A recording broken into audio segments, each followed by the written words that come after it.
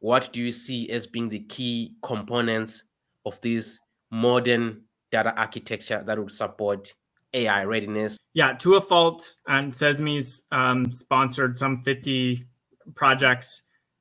We always have them start building up, whether it's a new data source, their first instrumentation, or exploiting an existing data source in a legacy architecture. There are 3 steps everyone should go through. So the first is the connectivity and the adaptation to the data. Most manufacturing environments are what we would call heterogeneous, meaning it's a mix of data sources. And sometimes there are like data sources with unlike methods of communication. I'd say many times. I have 2 machines that do similar things, and I would love to be able to train a machine learning algorithm to predict something on one machine, and then take that prediction and be able to run that trained model against a similar machine that does similar things. But the first problem occurs if those 2 machines speak 2 different languages. So we could talk about that being a protocol problem, but there isn't actually value in the connectivity to the machine. It's a necessary step.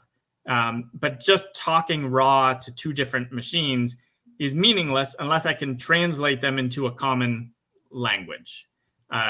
You might call it a unified namespace if you'd like. But how do I ensure that the 2 like machines are emitting like data?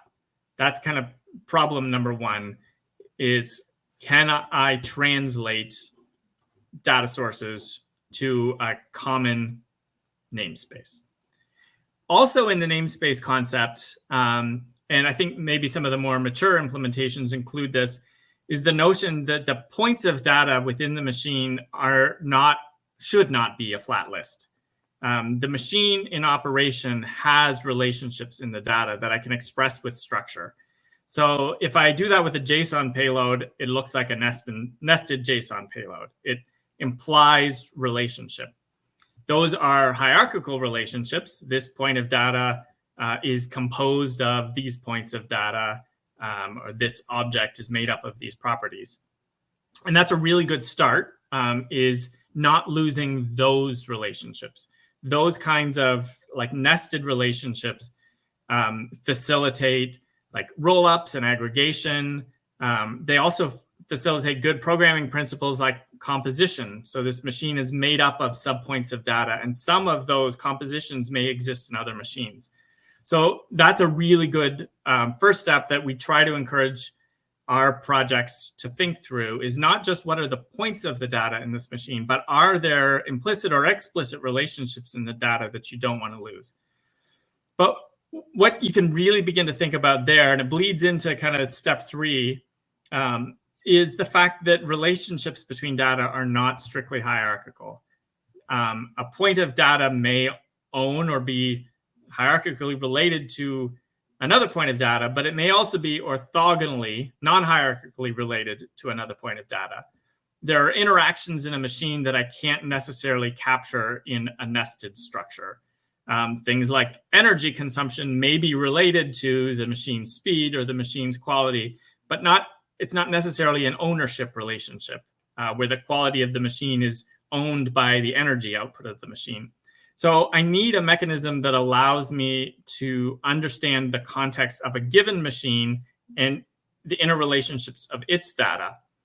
And it's important to begin to introduce this concept, whether I exploit it at the individual data source level or not, because I need to zoom out and I need to understand that asset, that data source, in relationship to other data sources in my operation.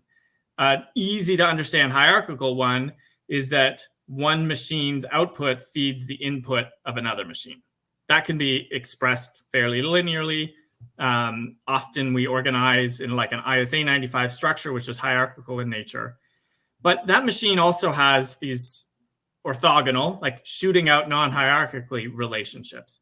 That machine has an orthogonal relationship to an operator. That machine has an orthogonal relationship to a material supplier. It has an orthogonal relationship to the ambient environmental conditions. things that aren't part of the machine, but are at points of time related to the machine, are part of the context of the machine, or more broadly, the data source. One of the kind of more important insights that some of our mature mature manufacturer projects are exploring is the relationship between the machine as a data source and the job as a data source. The job is a structure that can be expressed in like a JSON payload, but it has an interaction with the machine such that the limits of the machine, the operational settings of the machine, are different than maybe its physical boundaries based on what job it's performing, based on what it is it's producing.